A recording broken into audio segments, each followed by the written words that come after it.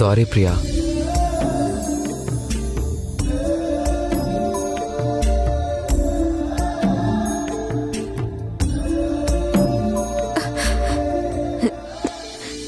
ಜೀವ ಇಲ್ದಿರೋ ವಸ್ತುಗೂ ಮನಸ್ಸಿನ ಜೊತೆ ಸಂಬಂಧ ಇರುತ್ತೆ ಅಂತ ಗೊತ್ತಿಲ್ಲದೆ ನಿನ್ ಜೊತೆ ಆಟ ಆಡ್ಬಿಟ್ಟೆ. ನನ್ ಕ್ಷಮಿಸು ಪ್ರಿಯಾ. ಕ್ಷಮಿಸು ಅಂತ ನೀವು ನನ್ನ ಯಾವತ್ತೂ ಕೇಳಬೇಡಿ ಪತಿರಾಯ್ರೆ. ಯಾಕಂದ್ರೆ ನಮ್ಮ ಅಪ್ಪ ಆದ್ಮೇಲೆ ನಾನು ಅಷ್ಟು ಪ್ರೀತಿಸಿದ್ದು ಹಚ್ಕೊಂಡಿದ್ದು ನಿಮ್ಮನ್ನೇ.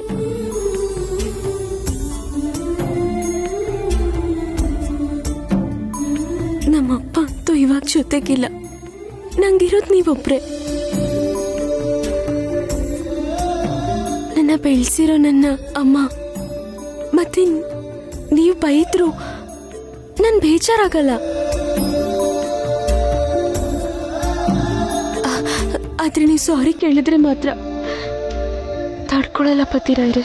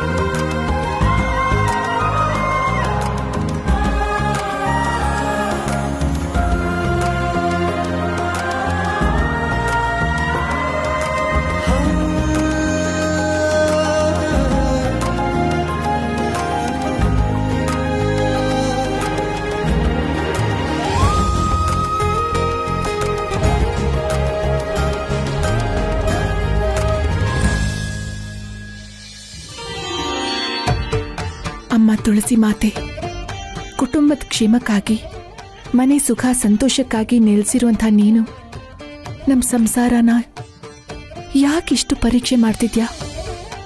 ನನ್ನ ಗಂಡ ಪ್ರೀತಿಯಿಂದ ನನಗೆ ಹತ್ರ ಆಗ್ತಿರುವಾಗ ಅವ್ರ ಆರೋಗ್ಯಕ್ಕೋಸ್ಕರ ನಾನು ಅವ್ರನ್ನ ದೂರ ಮಾಡ್ತಿದ್ದೀನಿ. ಅದರಿಂದ ಕೈಲಾಶ್ ಅವ್ರ ಮನಸ್ಸಿಗೆ ತುಂಬ ಬೇಜಾರಾಗ್ತಿದೆ. ಬಂದಿರೋ ಕಷ್ಟನ ದೂರ ಮಾಡಿ ನನ್ನ ಗಂಡನ್ನ ಸಮಸ್ಯೆಯಿಂದ ಕಾಪಾಡು ತಾಯಿ.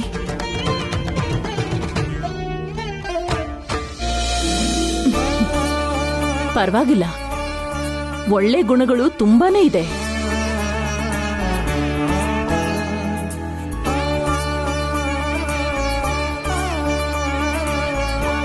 ದೊಡ್ಡತ್ತೆ, ಆರ್ತಿ ತಗೊಳ್ಳಿ.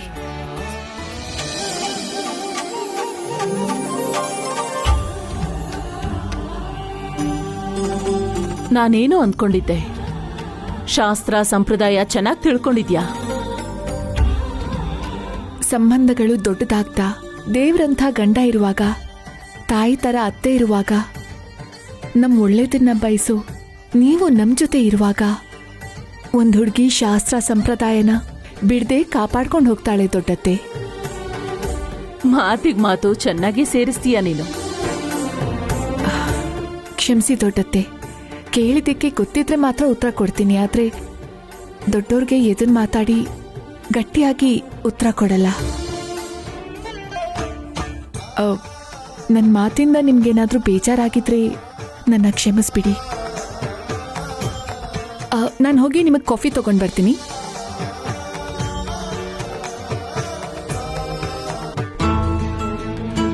ಶಕುಂತಲಾ ಈ ಮನೆಗೆ ಸೊಸೆ ತಂದಿದ್ದಾಳೆ ಅಂದ್ಕೊಂಡಿದ್ದೆ. ಅಲ್ಲ, ಮನೆ ಮರ್ಯಾದೆ ಕಾಪಾಡೋ ಮಗಳನ್ನೇ ತಂದಿದ್ದಾಳೆ. ನೋಡೋಣ.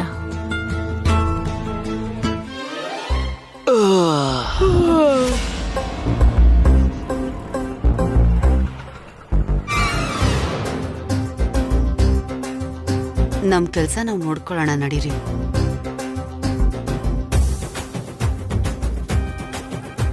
ಏನ್ ಚಲಪತಿ,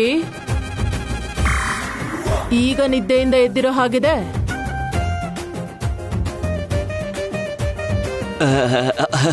ಅಕ್ಕ, ರಾತ್ರಿ ಮಲ್ಕೊಳ್ಳುವಾಗ ಸ್ವಲ್ಪ ಸುಸ್ತಾಗಿತ್ತಕ್ಕ.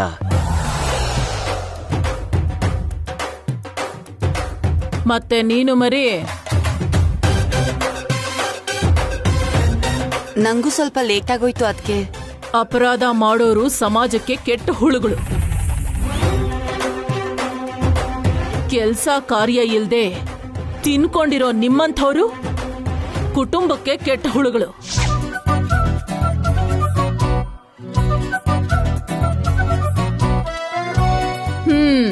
ನಿಮ್ಮ ನಾಜೂಕಿನಲ್ಲಿ ಮಲ್ಲೇಶ್ವರಿಯಲ್ಲಿ?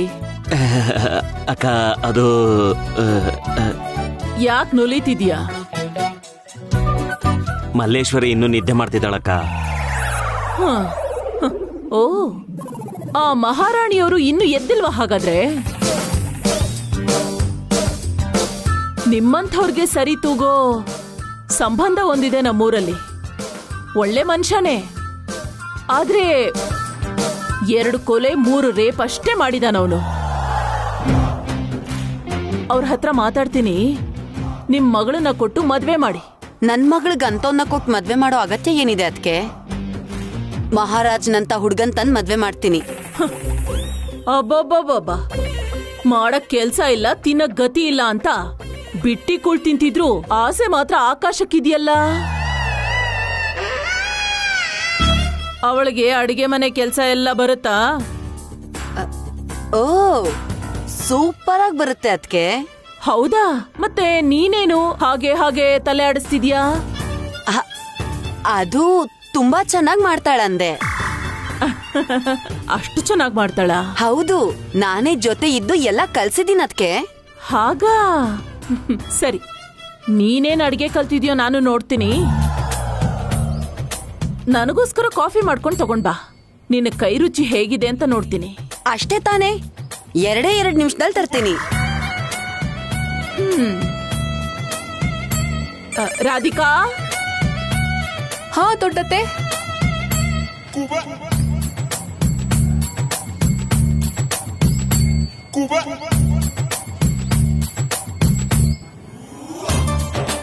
ದೊಡ್ಡತ್ತೆ, ಅಲಿವೇಣಿ ಕಾಫಿ ಮಾಡ್ತಾಳೆ, ನೀನ್ ಬೇರೆ ಕೆಲ್ಸ ನೋಡ್ಕೊಮ್ಮ. ಸರಿ ದೊಡ್ಡತ್ತೆ.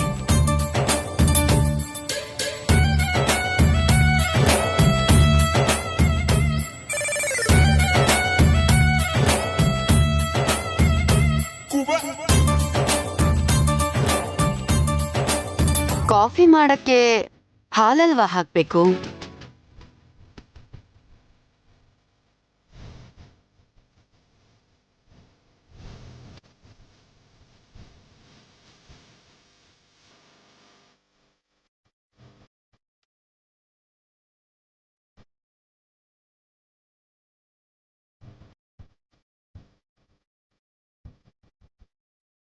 ಇದು ಕಾಫಿ ಪುಡಿನಾ ಟೀ ಪುಡಿನಾ?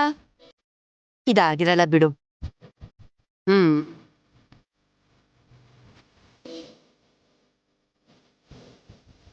ಇದು ಕಾಫಿ ಪುಡಿ.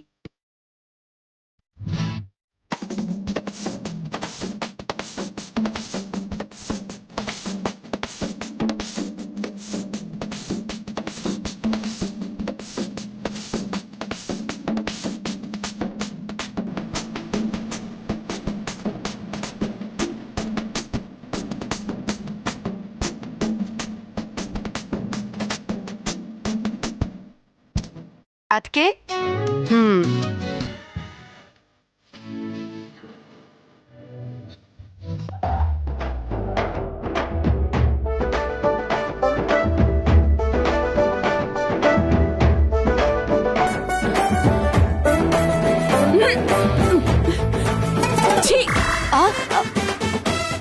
ಸಗಣಿ ಹಾಕೋ ಹಸು ಕೂಡ ಈ ಕಾಫಿ ವಾಸನೆ ನೋಡಿದ್ರೆ ಹತ್ರನೂ ಸೇರೋದಿಲ್ಲ.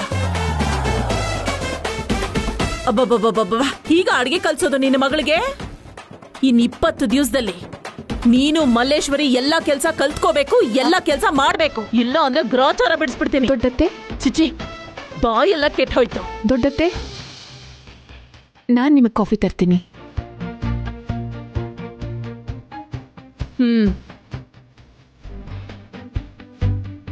ಛೀ, ಯಾಕೆ ನಿನ್ಗೆ ಬಿಲ್ಡಪ್ ಇಲ್ಲ? ಸುಮ್ನೆ ಕಾಫಿ ಮಾಡಕ್ ಬರಲ್ಲ ಅಂದಿದ್ರೆ ಮುಗೀತಿತ್ತು.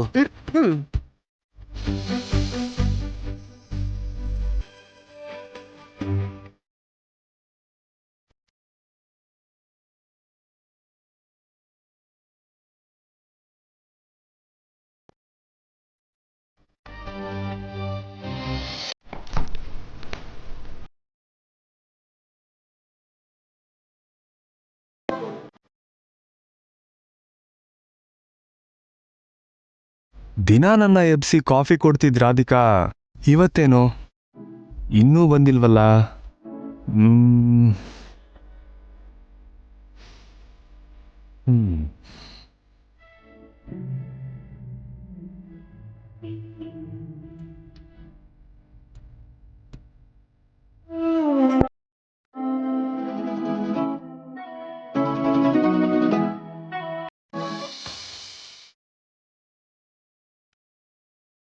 ದೊಡ್ಡತ್ತೆ, ಕಾಫಿ.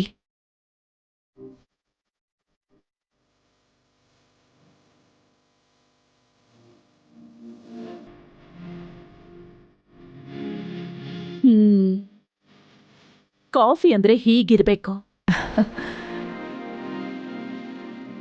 ಸರಿ ದೊಡ್ಡತ್ತೆ, ನಾನು ಅವ್ರಿಗೆ ಕಾಫಿ ಕೊಟ್ಟು ಬರ್ತೀನಿ.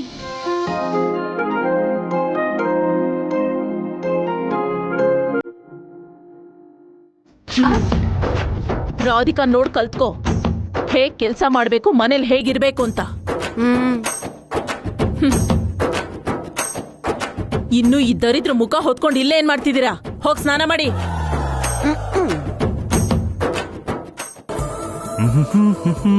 ಕಾಫಿ. ಏನಾಯ್ತು ರೀ? ಬಟನ್ ಕಿತ್ತೋಯ್ತು ರಾಧಿಕಾ. 1 ನಿಮಿಷದಲ್ಲಿ ಹೊಲ್ಕೊಡ್ತೀನಿ.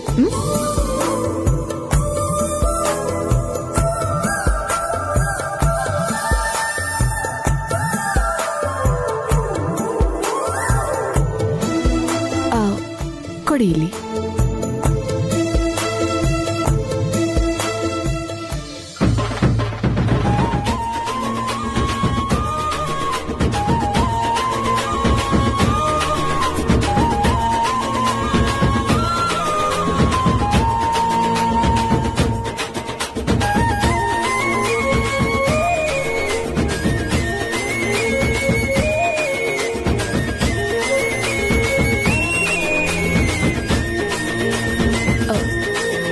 ಹಾಗೆ ನೋಡ್ಬೇಡಿ.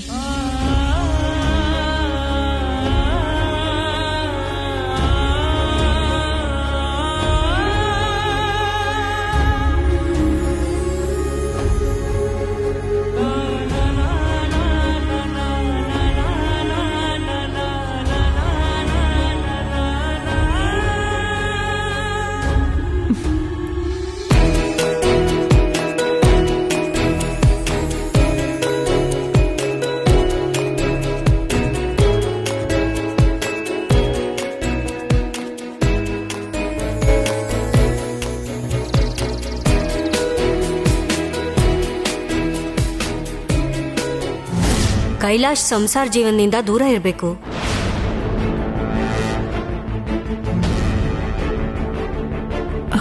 ಕಾಫಿ.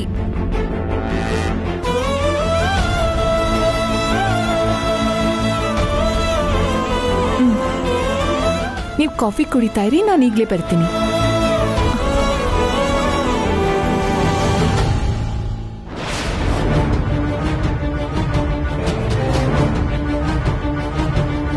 ಕೈಲಾಶ್ ಅವರೇ, ನಾ ಮದುವೆ ಆಗಿದ್ದ ಹೊಸ್ತರಲ್ಲಿ ಪಕ್ಕದಲ್ಲಿ ಕೂತು ಕಣ್ಣಲ್ಲಿ ಕಣ್ಣಿಟ್ಟು ನೋಡ್ತಾ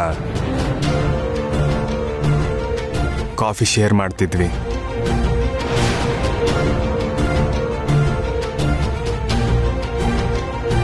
ಇವತ್ತು ಹಾಗೆ ಮಾಡೋಣ. ಕೈಲಾಶ್ ಅವರೇ, ನಿಮಗೆ ಆಫೀಸಿಗೆ ಟೈಮ್ ಆಗ್ತಿದ್ಯಲ್ವಾ?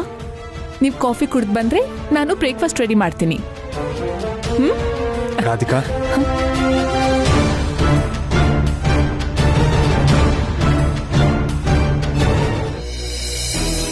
ಇವತ್ತು ಆಫೀಸಿಗೆ ಹೋಗ್ಬೇಕು ಅನ್ನಿಸ್ತಾ ಇಲ್ಲ. ಇವತ್ತು ಪ್ರಪಂಚನೆಲ್ಲ ಮರೆತು ನಿನ್ ಜೊತೆ ಹಾಯಾಗಿರ್ಬೇಕನ್ನಿಸ್ತಿದೆ. ನಮ್ಮಲ್ಲಿರೋ ಪ್ರೀತಿ, ನಮ್ಮ ಮಧ್ಯೆ ಇರೋ ಬಾಂಧವ್ಯ ಸದಾ ಹೀಗೆ ಇರಬೇಕು. ನಮ್ಮ ಮಧ್ಯೆ ಬಂದಿರೋ ಚಿಕ್ಕ ಚಿಕ್ಕ ಮಿಸ್ಅಂಡರ್ಸ್ಟ್ಯಾಂಡಿಂಗ್ಸ್ ಇನ್ಯಾವತ್ತೂ ನಮ್ಮ ಹತ್ರನೂ ಬರಬಾರ್ದು.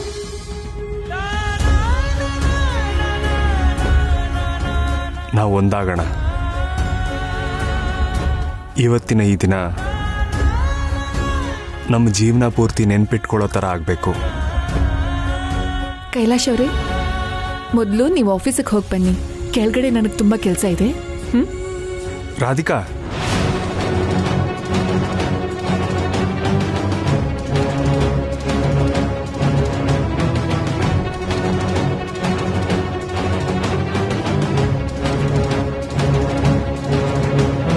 ಏನ್ ನಿನ್ ಪ್ರಾಬ್ಲಮ್ಮು? ಹಾಗೇನೂ ಇಲ್ವಲ್ಲ ರೀ. ಮಾತು ಮರ್ಸಕ್ ನೋಡ್ಬೇಡ. ಮುಂಚೆ ಏನೋ ಮನಸ್ತಾಪ ಇತ್ತು, ರಾತ್ರಿಯಿಂದ ನೋಡ್ತಿದ್ದೀನಿ. ನಾನು ಹತ್ರ ಬರಕ್ ನೋಡ್ತಿದ್ರೆ ನೀನ್ ದೂರ ಸರಿತ್ಯಾ. ನಾವಿಬ್ರು ಒಂದಾಗೋಣ ಅಂತ ಆಸೆ ಪಡ್ತಿದ್ರೆ ಬೇಡ ಅಂತ ಓಡ್ ಹೋಗ್ತಿದ್ಯಾ? ಯಾಕೆ ಹೀಗೆ ಮಾಡ್ತಿದ್ಯಾ? ನನ್ನ ಕ್ಷಮಿಸ್ಬಿಡಿರಿ. ಸ್ವಲ್ಪ ದಿನ ನಾವಿಬ್ರು ಒಂದಾಗಬಾರ್ದು ಅನ್ನೋ ಸತ್ಯ ನಿಮ್ಮ ಹತ್ರ ಹೇಳಕ್ಕಾಗ್ತಿಲ್ಲ. ಅದಕ್ಕೆ ನನ್ನೊಳಗೆ ಇಟ್ಕೊಂಡು ಕೊರಗ್ತಾ ಇದ್ದೀನಿ. ನಿಮ್ಮ ಪ್ರಶ್ನೆಗೆ ಉತ್ತರ ಕೊಡಕ್ಕಾಗ್ತಾ ಇಲ್ಲ ನನಗೆ. ಯಾಕೆ ಮಾತಾಡ್ತಿಲ್ಲ ರಾಧಿಕಾ? ಹಾಗೇನೂ ಇಲ್ಲ ಕೈಲಾಶ್ ಅವರೇ. ನಿಮ್ಮನ್ನ ನಾನು ಯಾಕೆ ದೂರ ಮಾಡಲಿ? ನನ್ನ ಉದ್ದೇಶ ಅದು ಖಂಡಿತ ಅಲ್ಲ.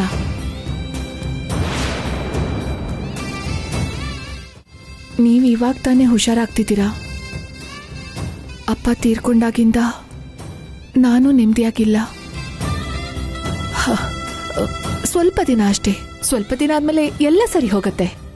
ನೀನ್ ಹೇಳ್ತಿರೋ ಕಾರಣ ತಪ್ಪಿಸ್ಕೊಳ್ಳೋಕ್ ಹೇಳ್ತಿದ್ಯೋ ಹೊರತು ನಿಜ ಅಲ್ಲ.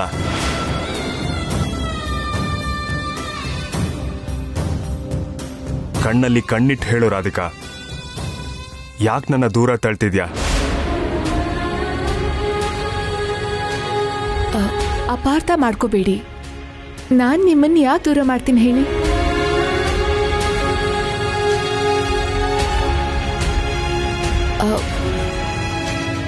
ತುಂಬ ಕೆಲಸ ಇದೆ, ನೀವು ಕಾಫಿ ಕುಡೀರಿ.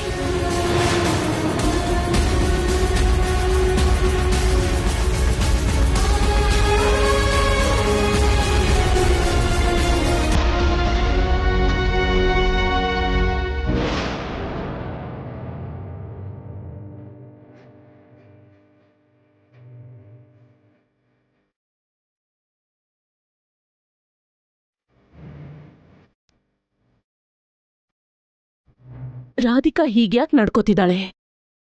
ಒಂದ್ ಕಡೆ ಗಂಡನ್ ಮೇಲೆ ಪ್ರೀತಿ ಇದೆ, ಗಂಡ ಚೆನ್ನಾಗಿರ್ಲಿ ಅಂತ ಪೂಜೆ ಮಾಡ್ತಾಳೆ. ಇಲ್ ನೋಡಿದ್ರೆ ಕೈಲಾಶ್ ಹತ್ರ ಆಗೋದಕ್ ಪ್ರಯತ್ನ ಪಡ್ತಿದ್ರೆ ದೂರ ತಳ್ತಾ ಇದ್ದಾಳೆ. ಕಾರಣ ಏನಾಗಿರ್ಬೋದು?